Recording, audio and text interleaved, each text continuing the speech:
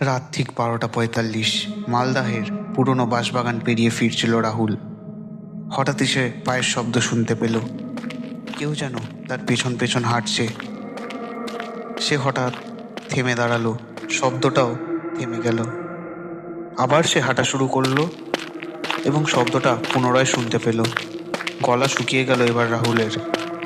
সাহস করে পেছন ফিরে তাকাতেই সে তার ঘাড় বেয়ে যেন ঠান্ডা স্রোত নেমে গেল।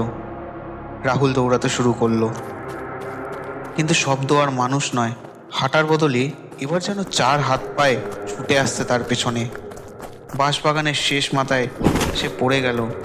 উঠে দাঁড়াতেই দেখলো সামনেই এক মহিলার লম্বা সাদা পোশাক, চুল পুরো মুখে ঢাকা, কিন্তু তার মুখের মধ্যে কোনো কিছু নেই, শুধু একটা বিশাল হাসি, কান থেকে কান পর্যন্ত ছড়ানো। মহিলাটা তাকে বলল, এত রাত করে বাড়ি ফিরো না রাহুল, আজ তো ফিরতেই পারবে না। শেষবারের রাহুলের চিৎকারটাই শুনেছিল গ্রামের লোকজন।